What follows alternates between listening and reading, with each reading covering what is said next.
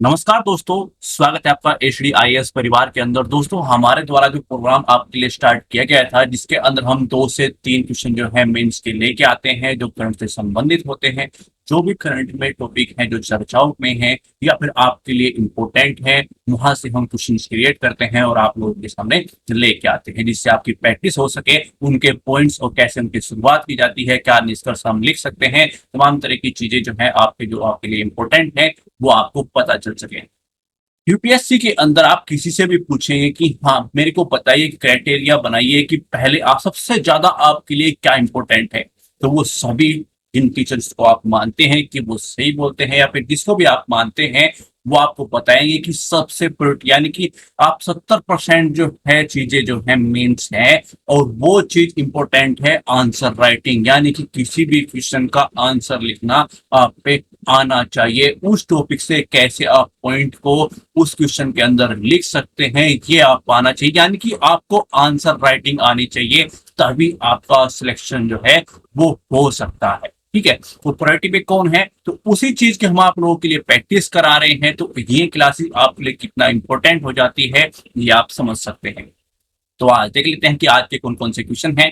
पहला क्वेश्चन है कि जलवायु परिवर्तन की जो अवधारणा है तथा वैश्विक परिस्थिति तंत्र तथा मानव समाज पर इसके प्रभाव की विवेचना कीजिए और जलवायु परिवर्तन में योगदान देने वाले प्रमुख कारकों का परीक्षण कीजिए और इसके प्रतिकूल प्रभाव को कम करने के उपाय बताइए। ये क्वेश्चन हमें 250 शब्दों के अंदर, 250 शब्दों के अंदर ये लिखना है।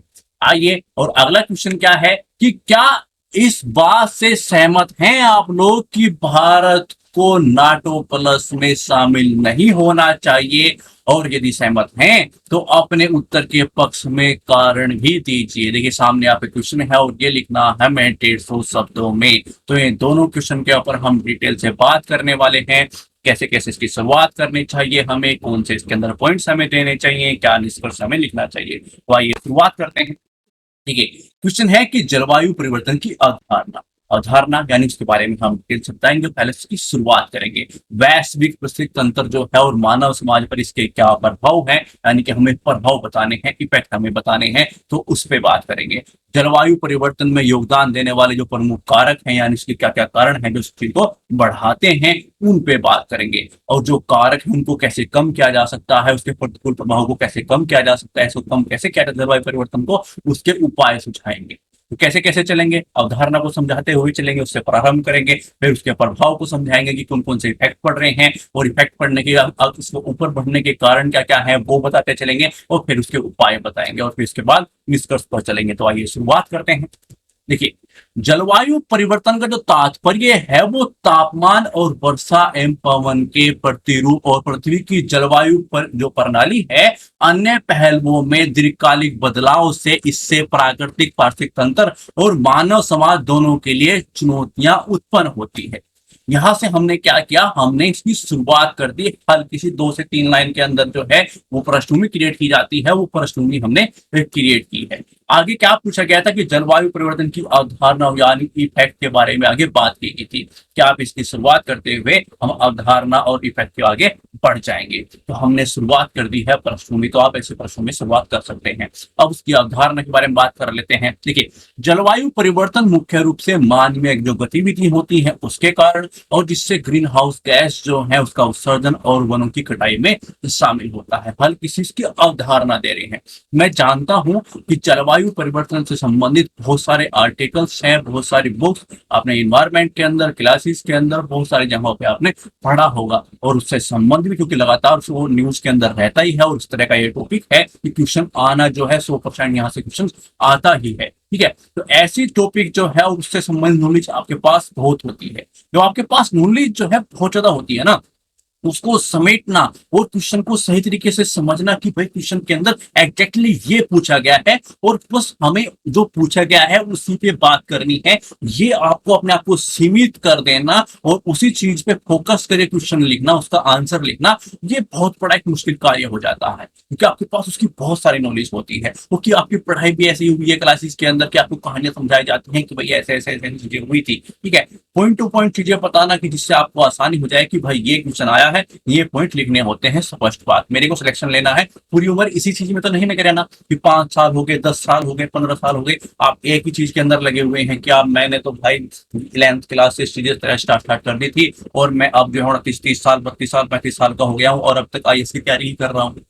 कभी मैं इंटरव्यू तक जाता हूँ, कभी मैं कहीं तक जाता हूँ, यानी कि मार्क्स जो है कम हो रहे हैं। उसकी वजह क्या है? उसकी वजह यही है कि आपकी पढ़ाई का तरीका क्या है, आपकी पढ़ाई का तरीका क्या है, किस तरह से आप पढ़ाई करते हैं। नॉलेज बहुत है आपके पास, कोई ये डिनाई कर ही नहीं सकता है कि यूपीएससी एस्पिरेंट जो है हल्के में चीजें लेके चलते हैं। वो बहुत मेहनत करते हैं, हिंदी माध्यम के हो या इंग्लिश माध्यम के, आप किसी भी माध्यम के हो, बहुत तैयारी करते हैं, बहुत मेहनत करते हैं। मगर क्या हुआ है कि पढ़ाई का जो पैटर्न होता है वो इस तरह का होता है, जहां पर आप क्लासेस लेते हैं वो आपको कहानियां बताते हैं, ठीक है, वहां पर प्रॉब्लम्स हैं। और आप भी क्या करते हैं, आप भी देखते हैं कि मिलियंस में सब्सक्राइबर हैं, मिलियंस में लोग हैं यहाँ पर चैनल जो आप पढ़ने के लिए आते हैं, कि भाई मिलियंस में व्यू है, अच्छा ही बताया होगा। यहाँ पर तो स्टेटस जैसे व्यू है, क्या ही अच्छा बताया होगा। तो वो चीजें दिमाग में आती हैं, और ये बहुत बड़ा कारण है आज के टाइम पीरियड का कि आप जो है व्यूज देख के चले जाते हैं, और जिसके व्यूज कम होते हैं उसको पहले ही पूर्वक ऐसे ग्रसित होकर ये देखना क्या क्या बता रहा है, क्या बता रहा है। मैं आपको वो चीज दे रहा हूं जिससे आपका सिलेक्शन हो सकता है, ठीक है। तो वापस आते हैं टॉपिक पे, मैंने आपको चीजें बताई, और ये भी इंपॉर्टेंट चीज है। पहले हम हल्की सी अवधारणा के बारे में बात कर रहे हैं, उस चीजों को निचोड़ के उसको संतुलित कर रहे हैं, संकुचित कर रहे हैं, ठीक है। ग्रीन हाउस गैसेस से पृथ्वी के वायुमंडल में ऊष्मा का संकेंद्रण होता है, और जिससे ग्रीन हाउस के प्रभाव परिणाम स्वरूप ग्लोबल वार्मिंग होती है। इसकी अवधारणा की हमने बात कर ली। अब निहितार्थ की बात करते हैं। निहितार्थ का मतलब जो है, जो स्पष्ट अस्पष्ट जो प्रभाव होते हैं वो देख लेते हैं। पहले देखते हैं हम वैश्विक पारिस्थितिक तंत्र पर उसके क्या क्या इफेक्ट होते हैं। बढ़ता तापमान, वर्षा का बदलता प्रतिरूप और पारिस्थितिक तंत्र जैव विविधता को प्रभावित करता है। एक पॉइंट हो गया। चरम मौसमी घटनाओं की बढ़ती आवृत्ति और तीव्रता से जो आवास और प्रजातियों के वितरण में पारिस्थितिक तंत्र का संतुलन पर प्रभाव पड़ता है, वो एक पॉइंट हो गया। और ग्लेशियर और ध्रुवीय जो बर्फ होती है उसकी टोपे जब पिघलने लगती हैं, तो समुद्री पारिस्थितिक, देखिए, पिघलेंगी, पानी बढ़ेगा, पानी किस चीज पे इफेक्ट करेगा, सामुद्रिक पारिस्थितिक तंत्र पर इफेक्ट करेगा। जब उस पर प्रभाव पड़ता है तो समुद्र के स्तर में वृद्धि होती है। तो क्या हमने क्या देखा कि वैश्विक पारिस्थितिक तंत्र पर किस तरह के इफेक्ट पड़ रहे हैं, ठीक है। ये पॉइंट टू पॉइंट जो चीजें आपको मिल रही हैं, बार बार क्लासेस देखोगे तो यहाँ पे दिमाग पे चढ़ जाएंगी, और वही आपके ये इंपॉर्टेंट है, जो चीजें आपके दिमाग में चढ़ जाए, और ये पॉइंट दिमाग में चढ़ेंगे तो लिखना आसान हो जाएगा। तो अगले इफेक्ट देखते हैं। अगला इफेक्ट किस पे पड़ रहा है? मानव समाज पर। मानव समाज पर इसके इफेक्ट देख लेते हैं। जलवायु परिवर्तन से कृषि बाधित होने और फसल के पैदावार कम होने के साथ जो है खाद्य असुरक्षा की स्थिति हो जाती है, और जिससे कृषक समुदाय की आजीविका पर इफेक्ट पड़ता है। पहला क्या देख लिया कि कृषि, और जिससे किसानों पर इफेक्ट पड़ रहा है, ये इफेक्ट हमने देख लिया। दूसरा इफेक्ट कि मौसम के प्रतिरूप में बदलाव होने से जल की उपलब्धता प्रभावित होती है, और जिससे क्या होता है, जल की कमी होने के साथ साथ संसाधन की भी कमी होती है। संसाधन की कमी होगी तो संघर्ष बढ़ेगा। ये क्या देखा हमने कि संसाधन की कमी हो रही है, पानी कमी हो रही है, और जब संसाधन कमी होती है तो संघर्ष बढ़ जाता है। तो ये एक मानव समाज पर इफेक्ट पड़ रहा है, पहला कृषि का और किसानों पर, ठीक है। दूसरा किस चीज पर, जो संसाधन कम हो रहे हैं, संघर्ष बढ़ा रहा है, तो उसी पे इफेक्ट देख लिया। समुद्र के बढ़ते स्तर से तटीय समुदाय, यानी कि समुद्र का स्तर बढ़ेगा तो सबसे पहले इफेक्ट किन पे पड़ेगा, जो तटों पर निवास करते हैं, ठीक है, तो वहां से वो प्रवास करना स्टार्ट कर देंगे। तो किस चीज पे इफेक्ट पड़ा, प्राकृतिक आपदाएं होती हैं तो सिलसिला पड़ जाती है, और जो है प्रवास स्टार्ट हो जाता है। कहाँ कहाँ पर इफेक्ट पड़ रहा है, कृषि और किसानों पर इफेक्ट पड़ रहा है, संसाधन कम हो रहे हैं, संघर्ष पड़ रहा है, तटीय इलाकों पर इफेक्ट पड़ रहा है। तो ये इफेक्ट किस पर पड़ रहे हैं, मानव समाज पर ये इफेक्ट पड़ रहे हैं। तो ये इफेक्ट आप गिना सकते हैं। आगे बढ़ते हैं। अब देखते हैं जलवायु परिवर्तन में योगदान देने वाले क्या क्या कारक हैं, क्या क्या चीजें उनको बढ़ा रही हैं, ये हम देखते हैं। ग्रीन हाउस गैस का उत्सर्जन, जीवाश्म ईंधन यानी कि कोयला यानी कि तेल और प्राकृतिक गैस जलाने से क्या होगा, वायुमंडल में कार्बन डाइऑक्साइड उत्सर्जित होगी, ठीक है। तो ये पॉइंट हो गया। दूसरा कि औद्योगिक गतिविधि जो होती है, जो परिवहन है, वनों की कटाई से क्या है, तो ग्रीन हाउस गैस उत्सर्जन में योगदान करती है। तो फर्स्ट पॉइंट हमने क्या देख लिया कि भाई पहला पॉइंट तो यही है कि ग्रीन हाउस गैस का उत्सर्जन होता है। किस किस कारण से होता है, 2 पॉइंट आप लिख देंगे, ये प्रमाण के रूप में मिल जाएंगे। यहाँ बंदा जो अपना पॉइंट दे रहा है ग्रीन हाउस में, उसने प्रमाण दिए हैं कि ऐसी ऐसी चीजें होती हैं, उसने बताया है डिटेल में, तो मार्क्स जो है आपके बैठते हैं। अगला पॉइंट आप क्या देंगे कि वनों की कटाई, वनों को साफ करने के कारण जो है प्रकाश संसर्जन के माध्यम से जो CO2 का अवशोषित वो करते हैं पेड़ जो है, उसकी क्षमता कम होती है, वो कम होता चल जाता है। उससे क्या होता है कि जो कार्बन डाइऑक्साइड है वो इन्वायरमेंट के अंदर जो है बढ़ना, उसकी वृद्धि होनी स्टार्ट हो जाती है। तो ये इफेक्ट आपने बता दिया कि भाई मैंने बोला कि वनों की कटाई, ये मेरा पॉइंट था और मैंने उसको सिद्ध किया है, मैंने बताया है कि वो कैसे कैसे होता है। ठीक है, तो ये चीज क्या हो गई, आपने दूसरा पॉइंट भी बता दिया। तीसरा पॉइंट क्या है कि औद्योगिकरण और शहरीकरण। फिर औद्योगिक विकास और शहरीकरण से क्या हुआ कि ऊर्जा की खपत और उत्सर्जन में वृद्धि होती है। शहरी उष्मा और द्वीपीय प्रभाव से शहरों में स्थानीय तापमान में वृद्धि होती है। आप देखेंगे जब गांव के अंदर आप जाएंगे ना, तो वहां पर आपको दिखेगा कि इतना टेम्परेचर यहाँ है नॉर्मली, उससे ज्यादा शहरों के अंदर है।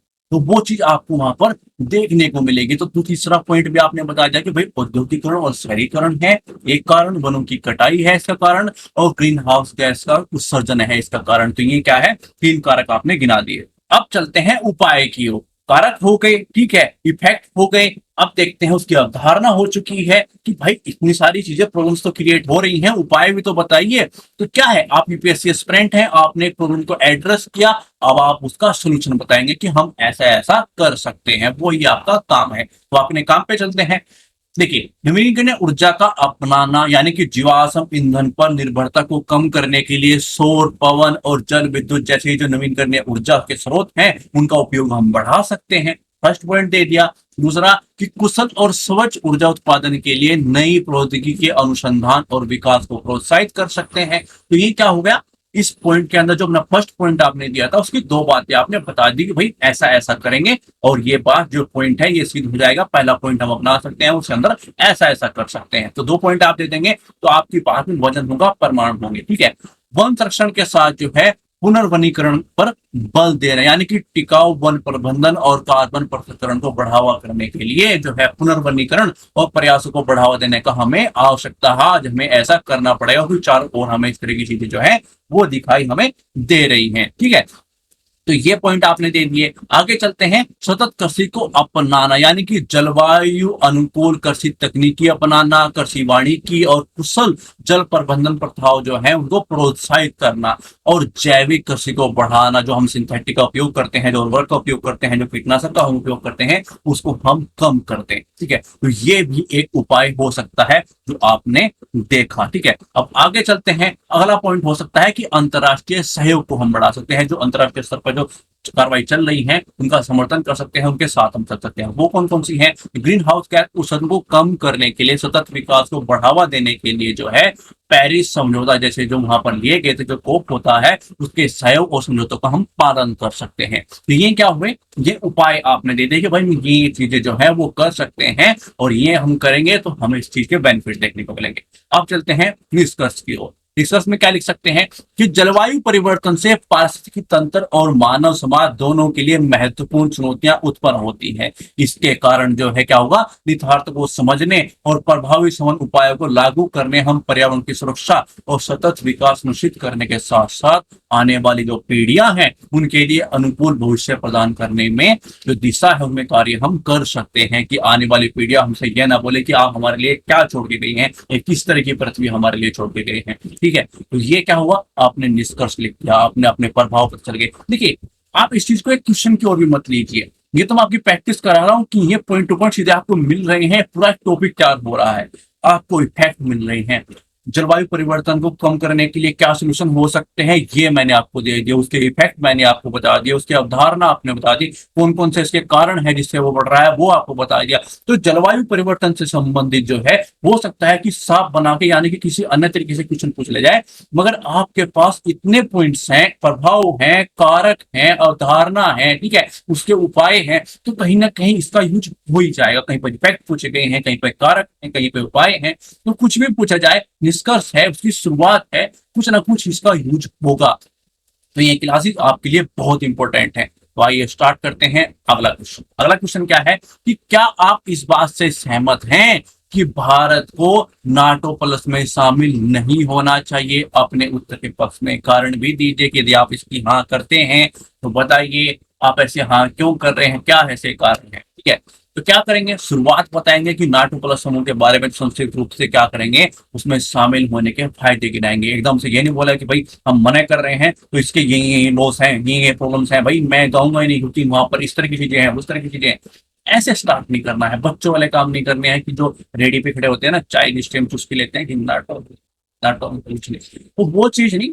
क्या हुआ है कि आपके आपके सामने क्वेश्चन आया है, क्वेश्चन का आंसर लिखना है, यूपीएससी या फिर स्टेट के हिसाब से क्वेश्चन का आंसर मांग रहा है, तो आप आंसर एक शब्द कैसे लिखेंगे, क्या बताएंगे कि हाँ ये बेनिफिट मिलते हैं नाटो के अंदर, मगर हमारी कुछ कारण हैं, कुछ प्रॉब्लम्स हैं जिसके अंदर हम इसमें नहीं जाना चाहते हैं, फिर नहीं जाएंगे तो उस तरह से हम चीजों की शुरुआत करेंगे। भाई ये बेनिफिट्स मिलते हैं, बेनिफिट्स हैं, मगर अपने ये कारण है इसलिए हम नहीं जाना चाहते या फिर हमें नहीं जाना चाहिए, और फिर इसका निष्कर्ष लिखेंगे। तो ऐसी चीजों को लेके चलेंगे, उसके अंदर हम कौन कौन से पॉइंट दे सकते हैं और कैसे शुरुआत कर सकते हैं, आइए अब ये देखते हैं। देखिए, नाटो प्लस के तहत जो है उत्तरी अटलांटिक संधि संगठन यानी कि नाटो जो है जो संगठन है, और 5 सदस्य देश अर्थात ऑस्ट्रेलिया है, न्यूजीलैंड है, जापान है, इजराइल है, दक्षिण कोरिया इसमें शामिल है। बहुत बड़ा समूह है, और इस समूह का प्राथमिक उद्देश्य क्या है कि वैश्विक रक्षा सहयोग को बढ़ाना। नाटो प्लस जो है अपने सदस्यों और सदस्यों के जो कई फायदे उसको मिलते हैं, जाने के जो भी इसके अंदर है उसको बेनिफिट्स मिलते हैं, इससे खुफिया जानकारी साझा करना इत्यादि, सैन्य प्रौद्योगिकी सामान जो है, जो जेट है, बहुत सारे हथियार जो होते हैं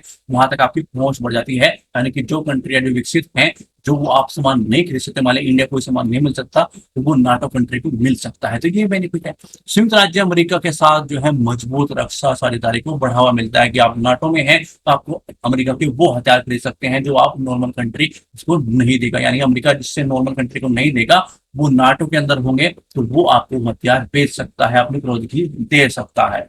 तो ये बेनिफिट्स, यानी कि आपने जो शुरुआत की वो बेनिफिट से की कि हाँ बेनिफिट है और उस चीज को हम एड्रेस करते हैं, मानते हैं, मगर हमारे ये कारण है जिससे हम शामिल नहीं होना चाहते या हमें शामिल नहीं होना चाहिए। उसकी शुरुआत करते हैं, तो कौन कौन से कारण हम दे सकते हैं। फर्स्ट है कूटनीतिक स्वायत्तता में कमी आना, यानी कि यदि हम इसमें जाते हैं तो हमारी जो कूटनीति है उसमें कमी आएगी। अब आपने पॉइंट तो दे दिया मगर उसको समझाना भी तो है, तो आइए उसको समझा देते हैं। आपका एग्जामिनर जो है, भारत ने हमेशा से ही अपने विदेशी संबंधों में गुटनिरपेक्षता और कूटनीतिक स्वायत्तता की नीति को अपनाया है। हम हमेशा से ही गुटनिरपेक्षता की नीति पे चले हैं कि भाई हम किसी गुट में शामिल नहीं होना है। जब शीत युद्ध चल रहा है तो तब भी हम शामिल नहीं हुए थे, ठीक है।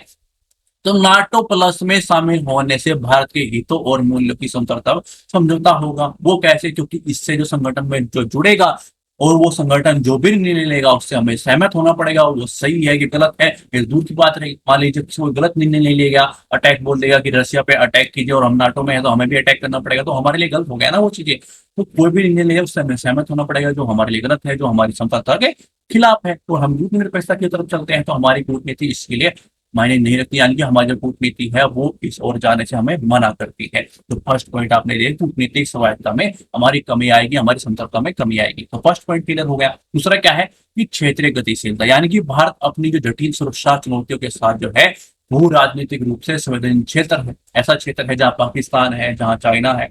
तो नाटो प्लस में शामिल होने से जो हमारे पड़ोसी हैं जिनकी हमसे पहले ही जलती है, चाहे वो पाकिस्तान है चाहे वो चाइना है, इनको हमारे पहले ही जलती है, और जो जले के बेटे हैं और हम नाटो में शामिल हो गए तो ये तो भड़क जाएंगे, और ये भड़क जाएंगे तो हमारी क्षेत्रीय जो है अशांति फैल जाएगी। तो वो हम नहीं चाहते कि यहाँ पर तनाव बढ़े और हम पर कोई प्रतिकूल जो है इफेक्ट करे कि हम नाटो में चले गए। तो ये भी है कि हम क्षेत्रीय अशांति को बढ़ावा नहीं देना चाहते हैं।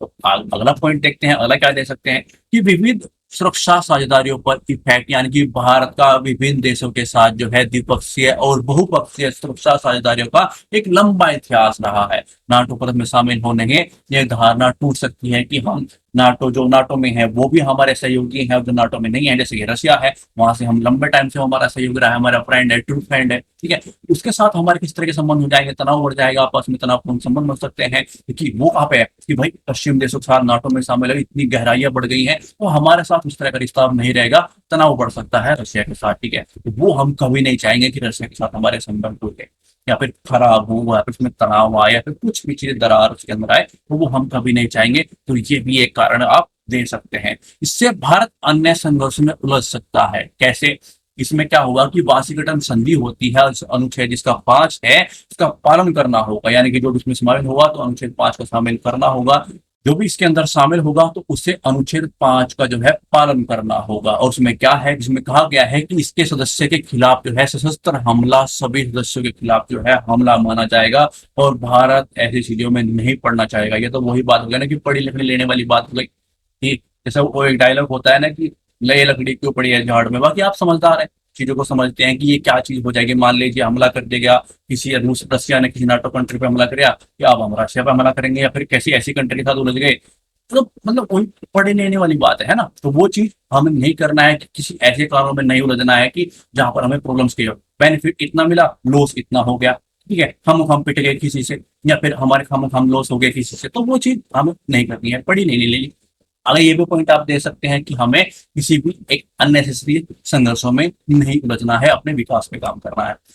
पारिस्थितिक लाभ का अभाव है, यानी कि जो इतना बेनिफिट नहीं है कि हमें अब उस चीज को छोड़ सके, उससे ज्यादा हमें लॉस है इस चीज में। अमेरिका जापान को छोड़कर भारत नाटो के अधिकांश सदस्यों के साथ जो है उनकी समानता नहीं रखता है। भारत की सुरक्षा चिंताएं और प्राथमिकताएं जैसे यूरोप है, इजराइल और दक्षिण कोरिया उसके अंदर है, उनसे हमारी चीजें भिन्न है, हमारी परिस्थितियां भिन्न है, ठीक है। भारत के लिए बहुत अधिक सार्थक नहीं होगा, यानी कि उतने बेनिफिट नहीं मिलेंगे, इतना लॉस हो जाएगी हमारे। पहले से ही इनमें कई देशों के साथ हमारे द्विपक्षीय संबंध है, बहुपक्षीय रक्षा की साझेदारी भी है, अमेरिका के साथ भी है, बहुत सारे हथियार हम लेते हैं वहां से, ठीक है। क्वाड है, मालाबार अभ्यास उनके साथ हम करते हैं, रक्षा व्यापार के समझौते भी हैं। तो नाटो पर में शामिल होने से भारत की जो मौजूद रक्षा हमारे सहयोग है वो ऐसा नहीं कि इतनी उन्नति बढ़ जाएगी जितनी हमारी अभी नहीं है। हम अभी भी बहुत स्तर पर अपने काम कर पा रहे हैं। अब चलते हैं निष्कर्ष की ओर। भारत को अपनी कूटनीतिक स्वायत्तता का प्राथमिकता देनी चाहिए और अपनी गुटनिरपेक्ष विदेशी नीति के रूप को बनाए रखना चाहिए कि हम गुटनिरपेक्ष चीजें पे ही चलते रहें। और कुछ विशिष्ट मुद्दों पर जो नाटो प्लस सदस्यों का सहयोग मूल्यवान है, लेकिन इसकी पूर्व सदस्य से भारत को लाभ की तुलना में अधिक कीमत जो है वो चुकानी पड़ सकती है। कहीं हम जो है संघर्ष में उलझ गए, हम पिट के आ जाएंगे, ठीक है, या फिर पीट के भी आएंगे मगर लॉस तो होगा ना, इकोनॉमी लॉस होंगे, ठीक है। तो वो चीजें भिड़ सकती हैं और इसके बजाय भारत को अपने राष्ट्रीय हितों और उद्देश्यों के आधार पर परिस्थितियों के अनुसार जो है नाटो प्लस सदस्यों के साथ साथ समन्वय बनाए रखना चाहिए। तो ये निष्कर्ष आप दे सकते हैं। अब बड़ी बात ये उठती है कि जैसे हम चीजों को बता रहे हैं, पॉइंट बताते हैं, निष्कर्ष बताते हैं कि सर आप जो है वो चीज नहीं, भाई मैं इसको लिख भी सकता हूँ और लिख के बता भी सकता हूँ, मगर उसमें एक तो टाइम जाता जाता है, ठीक है। यहाँ अच्छे से समझाने के बाद मैं आपको इतने टाइम में एक क्वेश्चन अच्छे से बता पाऊंगा, मगर क्या होगा, वो एक ड्राफ्ट सिस्टम है। लोगों के अंदर कुछ बुद्धियां इस तरह की होती हैं कि सर आप कैसे बता रहे हैं भाई, वो ड्राफ्ट होता है। हम आपको ड्राफ्ट करना भी सिखाएंगे कि क्वेश्चन को कैसे शुरुआत, कैसे उसके पॉइंट और कैसे निष्कर्ष लिखने और किस तरह से अच्छे से ड्राफ्ट आप कर सकते हैं। चाहे वो इमेज डालना हो, उसमें जो है डायग्राम बनाने हो, कैसे अपने फिगर लिख सकते हैं, वो ड्राफ्ट करना सीखना होता है। पहले आप बेसिक चीजें तो सीख लीजिए कि भाई हाँ मैंने कुछ बनाया, मेरे सामने एक क्वेश्चन है जिसका मुझे आंसर देना है, तो उसके पॉइंट मेरे को पता है। इंपॉर्टेंट तो है कि उस टॉपिक के पॉइंट आपके पास है, आंसर आप दे सकते हैं। पहले आप बेसिक चीजों से शुरुआत करते हुए वो ड्राफ्ट करना हम आपको सिखा देंगे, ठीक है। तो हमारा प्रयास आपको कैसा लग रहा है, आपके जो दोस्त हैं, आपके जो ग्रुप हैं, उनमें हमारे वीडियो सेंड कीजिए ताकि चीजें आप उन लोगों तक पहुंच सके जिनको इसकी जरूरत है। थैंक्स फॉर वॉचिंग, धन्यवाद।